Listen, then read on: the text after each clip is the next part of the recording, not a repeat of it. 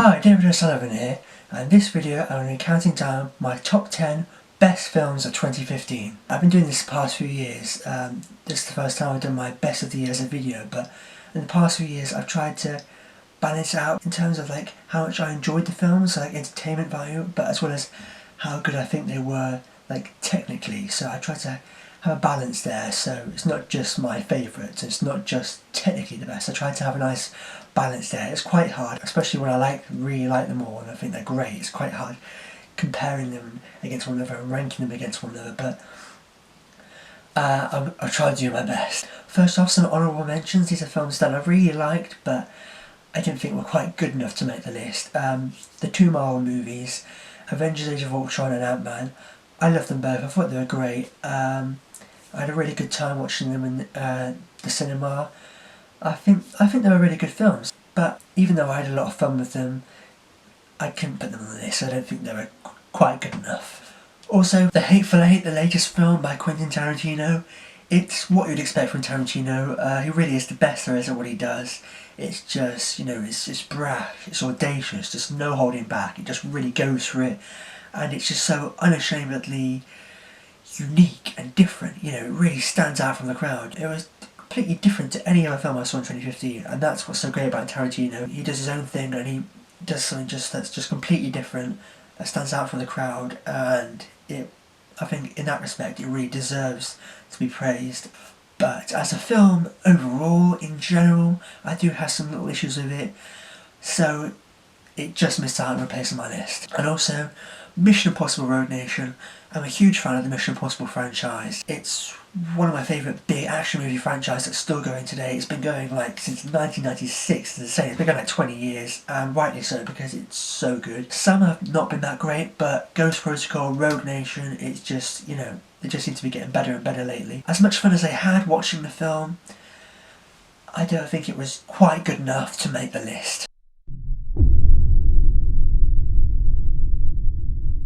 Let's kick this off with the first film on the list. At number 10 is Sicario. I really liked Sicario. A great film, one of the best films of the year, obviously. Yeah, I didn't really love Sicario, but then again, because the first time I watched it I thought, wow, that was a really well done film, acting wise, in terms of how it was directed, the cinematography, it was just flawlessly done. I find it as entertaining and enjoyable as I thought, but then I realised it's not supposed to be entertaining and enjoyable. It's not supposed to be fun at all. It's supposed to be dark and icky and make you feel just all dark and down and depressed, because I did when I came out of the cinema. I was already feeling quite down and depressed at a certain time when I saw it, and it kind of made me feel worse. But then after thinking about it more, I kept thinking about how good it was and how certain parts were so well done, and then I realised, yeah, that's what it was trying to do. It was trying to make you feel like that. It didn't have any light or, in the film, and it really worked. It did it really well. I think it had some of the best acting of the year. Emily Blunt, I thought, was great in the lead role. It's great to see her having a nice, big, juicy, meaty lead role in a film like this. I think she did a great job. And the supporting actors, Josh Brolin and Benicio del Toro, was incredible. I loved him in this film. He was so good. He was so convincing. You bought into the fact that he was like this expert in the drug cartel, and he was kind of involved with it all, and he was out for revenge against these guys, and then he was just like with Josh Brolin as well, they were just so laid back and relaxed because it's what they do for a living. They didn't bother them or shock them or surprise them at all. Emily Blunt was kind of like us as the audience, oh my god, what's going on? But Benicio del Toro, oh my god, he was just so good. It was, you're asking me how a wash works. So good. I love it. Yeah, I really hope he gets nominated for Best Supporting Actor, because he just did a fantastic job in that film as that character. Roger Deakins in cinematography, probably my favourite cinematographer. It just, so many shots, it's just great to look at, how it was all filmed. It really immersed you into the certain situations that went down in the film. It was really atmospheric. It really felt like you were there. It was ugh. But yeah, and you were there with Emily Blunt, and then it goes off with Benicio del Toro at the end there. And it was just great. I loved it. I didn't love it in the fact that it was fun and entertaining, because it wasn't, but in the fact that it did what it needed to do, really well.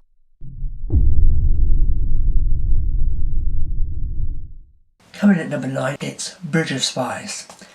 Directed by Steven Spielberg, one of my favourite, if not my favourite director. I think he's just great. Everything he does is just great in my opinion. And I would have gone to see this movie alone because it was Steven Spielberg, but then we've got Tom Hanks as well. It's their 4th collaboration together, and I think they're really good together, Tom Hanks, Steven Spielberg, and it was another win for both of them. It was so well written, and the story was interesting and engaging as well, and Tom Hanks as the lead character, he was just, he just embodied that character so well. The everyday, just really nice guy who just was standing up for people. He stood up for the spy and he wanted to help him because nobody else would, and you just think, oh, what a great guy. And Tom Hanks was just perfectly cast in that role. And also Mark Rylance as the other spy that he's helping. He was great. He was a real surprise for me. The surprise standout. He did a really good job as that character, and it was a surprising amount of humour there as well, because I think with any other director, because it's like the magic of the Spielberg touch. With any other director, I think it could have been quite serious and dark, intense, because it's obviously a Cold War thriller set around, it's quite a dangerous situation that he's, getting into and manoeuvring, But I like the fact that there's quite a lot of humour in there as well. You get those classic Spielberg moments where it's not like, unrealistic humour that's like, really out of place. It's humour that works, that enhances character, and it was great because it was entertaining to watch. It wasn't boring, It was a great film with an incredible true story with this amazing man played by Tom Hanks, and it was really kind of, engaging to watch and entertaining as well, and I enjoyed it more than I thought it would. So yeah, there we go, A Bridge of Spies.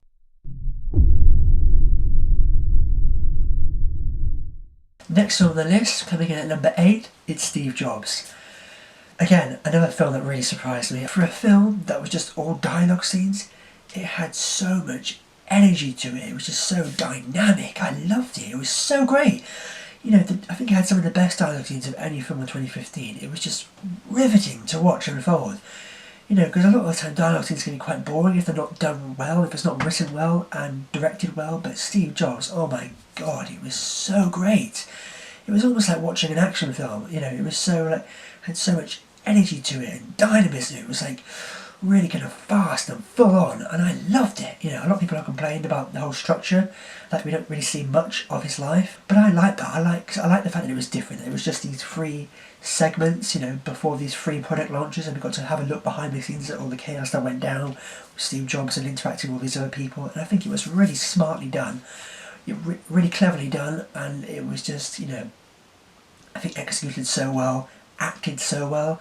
Michael Fassbender as Steve Jobs was terrific. One of my favourite actors, if not my favourite actor. He's just so good. I think he's one of the best actors working today, and he was great as Steve Jobs because he doesn't really look like him at all, but he embodied him as a character so well, and it was just really convincing. All the other actors as well, Seth Rogen there as Steve Wozniak, Jeff Daniels there, Kate Winslet as well, of course. She did a really good job as well. She's really like the only character that's like a normal, nice person with real human emotions. Everybody else are quite like intense and full on, like arguing, but it was great. You think it would get tiring and repetitive, but it just had so much energy to it. It was just invigorating and exhilarating to watch unfold, and I found that really surprising. Scenes was just dialogue scenes, but I mean, like there's the argument scene that goes down between Michael Fassbender and Jeff Daniels, and it is just electrifying. It's so great because they're having this argument, and there's like little flashbacks to the past intertwined as well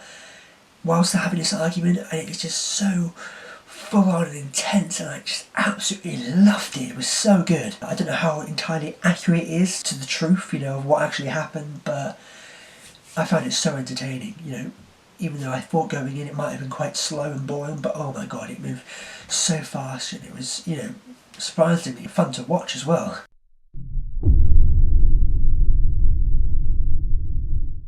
Coming in at number 7, the next one on the list, it's The Revenant.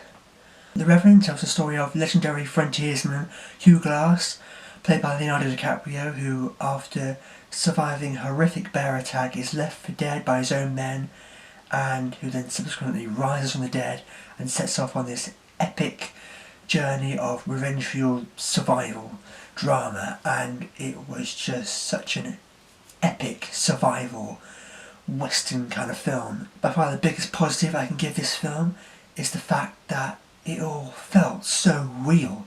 You know, sitting there in cinema, I know that I'm watching a film. I know that it's got these actors in and it was filmed by, you know, a crew, but it all looks so real. You could be tricked into thinking this is just real events captured on camera. It's just all done so unbelievably well. Just the cinematography in this film is just absolutely stupendous. There was just so many shots throughout the film where I was just thinking, how the hell did they do that? Visually, the film was just a miraculous achievement. It was just mind-blowing to behold. There's just so many shots where the camera just keeps moving, it just keeps going, it keeps just circling around, looking around, capturing all these different people and all these different actions, all these different things happening all at the same time. It's moving around in the circle, looking around, it's like following people on horses, it's going underwater. It's just incredible just to watch unfold. The acting is concerned, obviously we've got Leonardo DiCaprio there as the lead, as Hugh Glass, and he was great as a character as well because he didn't say all that much in terms of dialogue, but it was a great physical performance. He really threw himself into it. He was actually doing these things for real. It was him in this freezing cold icy waters being swept downstream. It was him eating like raw meat.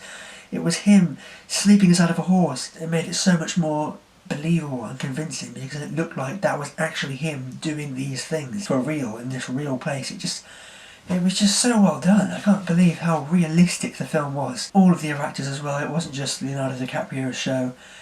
All the supporting actors. We've got John Gleeson in there as well. He seems to be in everything nowadays, but again he was great. Will Poulter, a young up and coming actor, he was really good as well.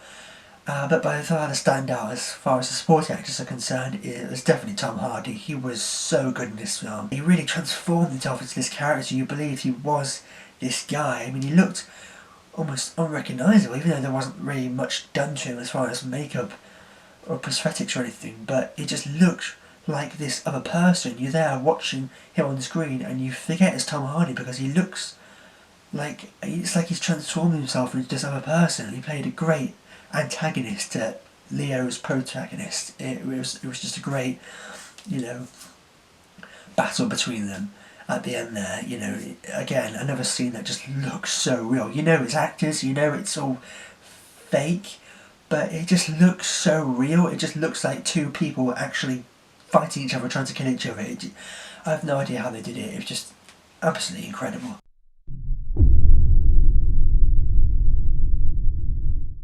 The next song on the list, at the number 6 spot, is that one behind me. It's Star Wars The Force Awakens. I really wanted to put this high on my list. If this list was my favourite movies 2015, it would be number 1 without a doubt. Because I absolutely loved it. It was the best experience I had in the cinema of 2015. I had so much fun watching The Force Awakens. It was just a really great, fun time at the cinema. And I thought it was a great film as well. I've already done a review for Star Wars The Force Awakens, so if you want to know my full, in-depth thoughts and opinions on the film, then make sure to watch my review. But in short, I thought it was just a great film. It was a real return to form for the franchise.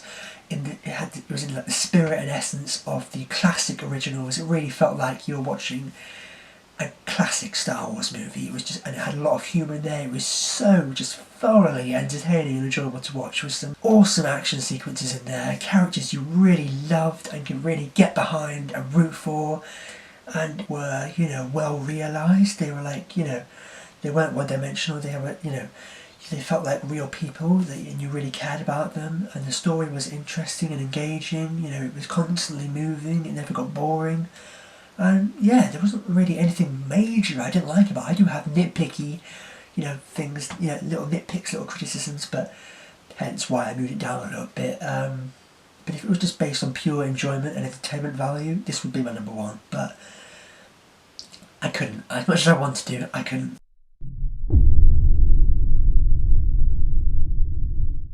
So here we go, getting into the top 5 now. Number 5, I've got The Martian. I love a sci-fi, but quite different. But But another film that I really loved, directed by Ridley Scott, one of my favourite directors, a real return to form for him as well, one of his best films in years, I think. If you want to know my full length thoughts and opinions on the film, I've got a Martian review as well you can check out. But it's about Matt Damon stranded on Mars. It switched back to Earth at times, and it was just as interesting on Earth with all the characters there. The supporting actors again were great. Jeff Daniels, Chiwetel Ejiofor, Christian Wiig, Sean Bean. Great performances all round, and all the astronauts as well. Matt Damon, of course, Jessica Chastain, Kate Mara, Michael Pena. It's a great cast, great, and they were all did a really good job. It was really convincing and believable. It was quite far-fetched because obviously we'd never been to Mars before, people on Mars, but it's quite believable because I can see that happening in the future. I mean, hopefully nothing will go wrong, but and Matt Damon as well. It was just such a great performance, Matt Damon. I like Matt Damon as an actor, but I think this is one of his best performances he's ever given. I think it was great. I like that there was so much humour. He was just such a happy, optimistic guy. He was constantly finding the humour in the situation and cracking jokes to keep him going because he really wanted to survive and get through it. And the way he was just on his own, just making remarks about certain things, it was great because you could really connect with him and relate to him. He was trying his hardest to, be as optimistic and enthusiastic as possible to try and get through it, and it was a great finale as well. A great message about coming together to save this guy, everyone working together to go back and save him. I just loved it. It was such an uplifting, finale. I thought it was done so well. On to the next one on the list at the number 4 spot, it's Creed. Wow, Creed was a real surprise for me. I thought it would be good, and I was hoping I would like it, but wow, I didn't think I would like it as much or be as good as it was. I was really blown away. It was so good. What I like most about Creed, not only were all the boxing scenes helmed really well, but it was almost like, it was like a character-driven family drama with some boxing scenes thrown in there. And that is the biggest positive I can give this film. It was really investing because you really cared for these characters and you could really root for them. And then when it came to these awesome, action sequences with the boxing, it was even more thrilling and dramatic to watch because you really cared about these characters and you were really invested and engaged with the film. It had so much heart and soul and spirit, and I absolutely loved that. It wasn't soulless or dead at all. It had so much there, so much heart. It was surprisingly very emotional, and that really caught me off guard because I'd heard that it was supposed to be emotional, but I didn't think it would be as emotional as it was. It really kind of hit me in certain parts. So there were scenes throughout the film that I was tearing up. I was practically crying multiple times throughout the film, and that was really shocked me. I didn't expect that at all from a Rocky movie, a boxing movie. I didn't see that coming, but I really like that. There's nothing more I like than a tough movie that's got emotion in there. That can get you to, that you really feel for the characters and you get emotional, but it's a really tough, badass, awesome movie as well. And that is exactly what Creed was. In terms of the cast, Michael B. Jordan really brought his A game. He delivered a knockout performance. He was great all round, but by far the standout performance in this film has to be Sylvester Stallone as Rocky Balboa. Wow, he really blew me away, and I think he stole the show. It's really his movie. Sylvester Stallone, he's really the heart and soul of this film. There are so many scenes that go down that in the film that are surprisingly emotional, like I said, and they involve him and his character Rocky, and I found that really surprising but really welcoming as well, because it was this new, fresh, different take on the character, who he's still this legendary, figure, but he's not the star of the show now. He's this old, wounded guy who's, lost his family, his friends. He's really the only one left, and you can really feel for him because he was this legend back in the day, and he still is now. People still see him as this high up figure. But the fact that they brought him down to earth and made him really feel like a real person with real problems and struggles, wow, really humanised him and grounded him, and you really cared for him and felt for him. There's so many emotional scenes. Also, the director Ryan Coogler did such an incredible job with this film. The entire film in general was well shot, but the boxing scenes in particular were definitely standouts.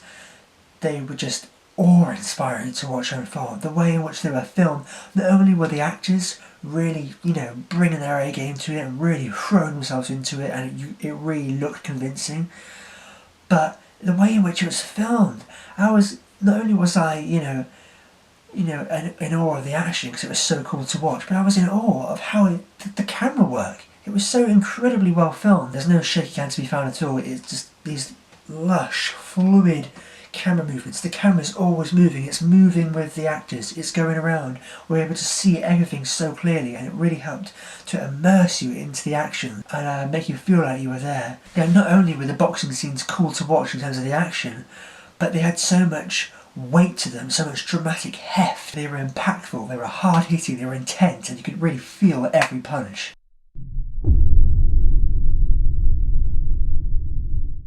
Coming in at the number 3 spot, it's one of my favourite films of the year. It came quite early on, and that's Ex Machina.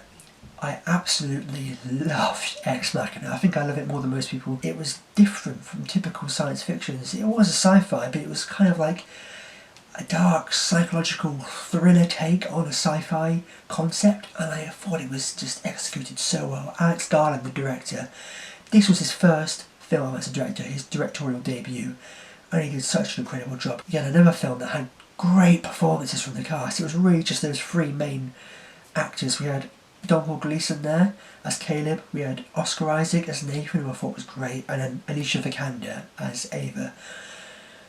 All 3 of them were so good. I think all 3 of them are really great actors, really versatile actors, and yeah, Alicia Vikander did such an incredible job because it was so convincing that she was this robot. Obviously the visual effects play a big part in making her actually look like a robot, but it was her performance as well.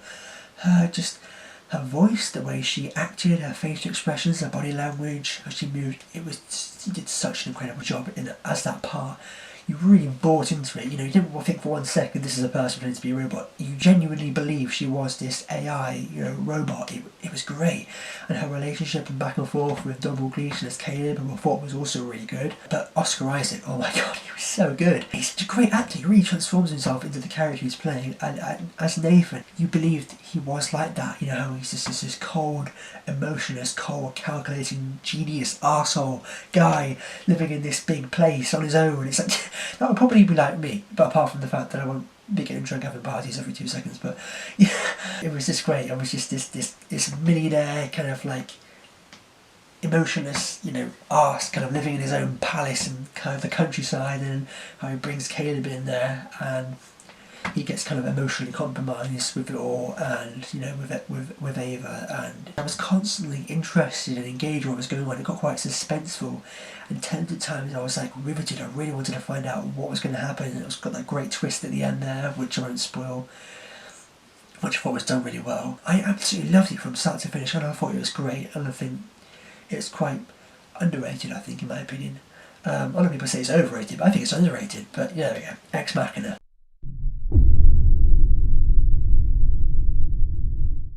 Coming in at number 2 is Mad Max Fury Road.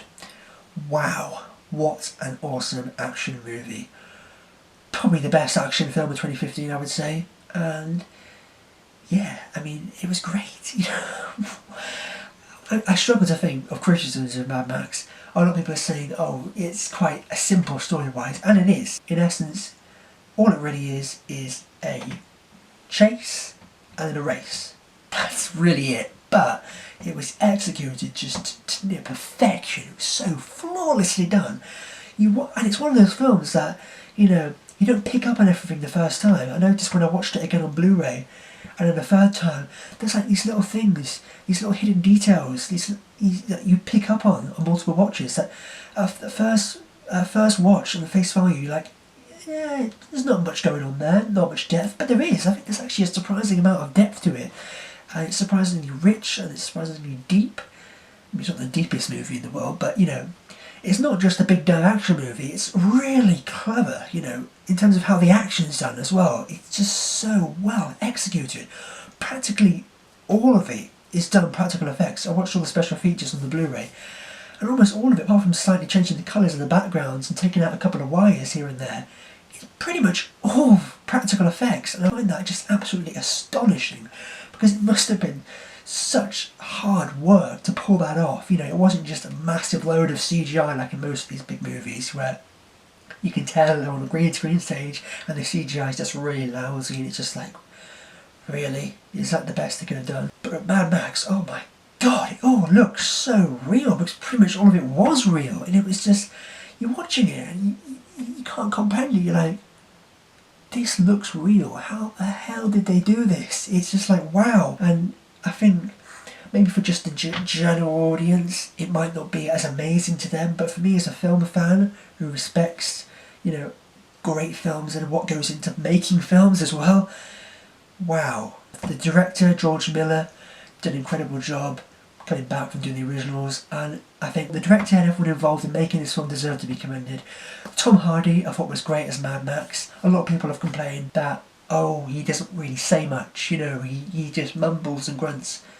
And I can see that, I appreciate that, I know. But I think it works, you know, because he's this kind of character who's like, he's quite physical and he's quite like a mad dog, you know, he's like, he doesn't talk unless he has to, you know. That's how I read it anyway. He only talks if he really needs to talk. I liked it because it's kind of like, that would probably be me if I was there in this post-apocalyptic wasteland. Just this guy on my own, just wanting to survive, not caring about anybody else. But I think it was a great arc for his character because even though he starts off quite selfish, he doesn't care about anybody else. All he wants to do is just survive. By the end, through helping Furiosa and those other guys, he learns to care for other people and to help other people. And then, yeah, it gets surprisingly quite emotional towards the end there. Furiosa as well, Charlize Theron, oh, Jesus, she nailed it. She really did.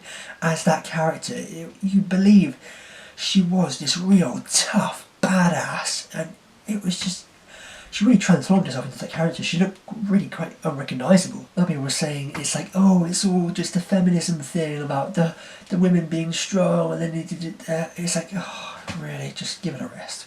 Come on.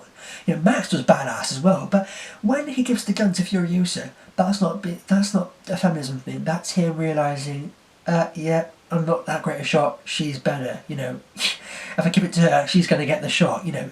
And I like things like that. I think it was that, you know, it wasn't just this, you know, this arrogant arse who was just going to waste all the shots. He was like, she's a better shot, I'm going to give it to her, you know, she'll be able to take the shot. And how they helped each other, you know. It wasn't a romantic relationship, but I really liked that because it was just, you know, they were helping each other. They were all in this battle of survival. They were all joining forces together to survive. And there was quite a lot of relationships in the film. There was Max and Furiosa, there was Nux by Nicholas Hoult, I thought was awesome as well. Like, oh my god, he was so good. And the other girl, but they fall in love. Have kind of a romantic kind of connection there. And then there's the girl with the white blonde hair and the older woman as well. And then Martian Joe, oh my god, what an awesome bad guy. Mediocre. Just everything about that film was just fantastic. It was just, I struggle to think of any criticisms of that film. I just watch it and I'm like, wow, just from start to finish, it just gets straight into it and it's just kind of just full on, no holding back, and I love that. It just really just goes for it and it's just great. What is there not to like about Mad Max Fury Road?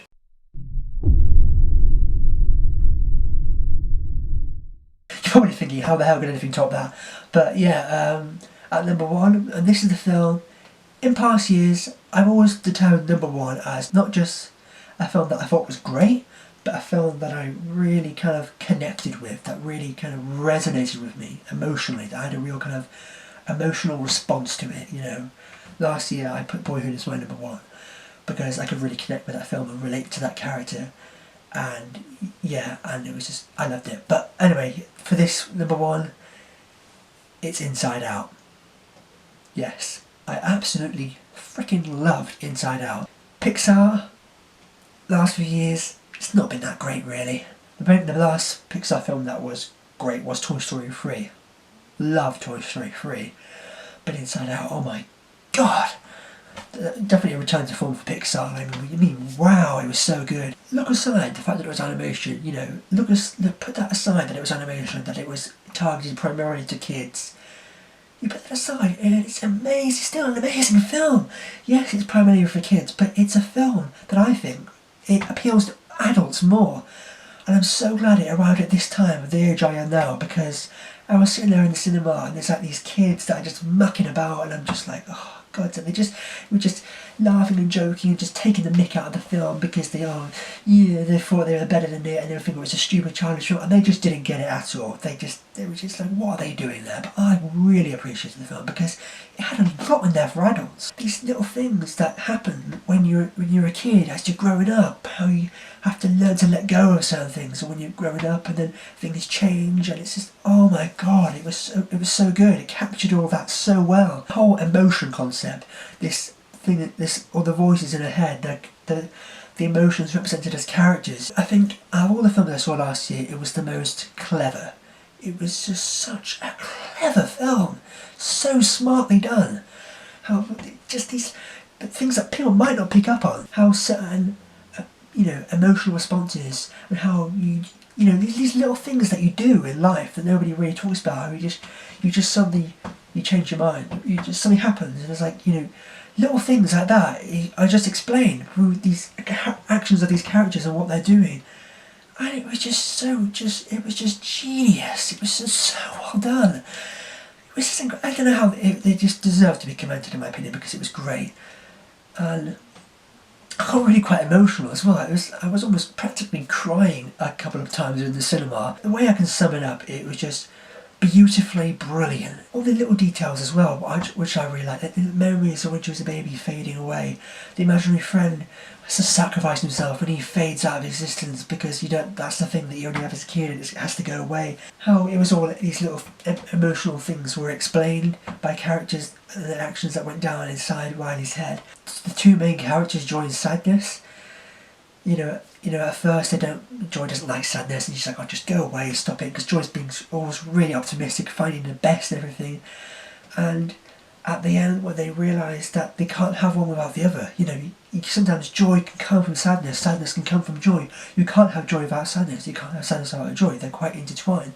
And the way they come together, and that scene at the end where, she's like sad, where sadness actually helps, because throughout the film sadness was making everything worse, and it gets to that point at the end of the film when you realise sadness can be a benefit. Sometimes sadness is necessary. You can't have emotions without sadness, and then because that's what makes her go back to her family, because she feels sad, but she's missing her family, and then it's just so emotional at the end there, and joy and sadness work together as well to make the combined all emotions, and I think there's a lot they can do going forward. Potential sequels, obviously with her getting older now, going into puberty, becoming a teenager.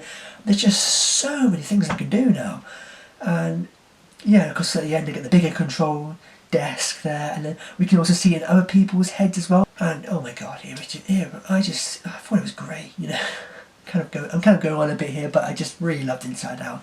And I think it hasn't really appeared on many other people's lists, but I think it's been quite overlooked by a lot of people because I truly genuinely believe it's like one of the best, if not the best film of the year. In my opinion it is.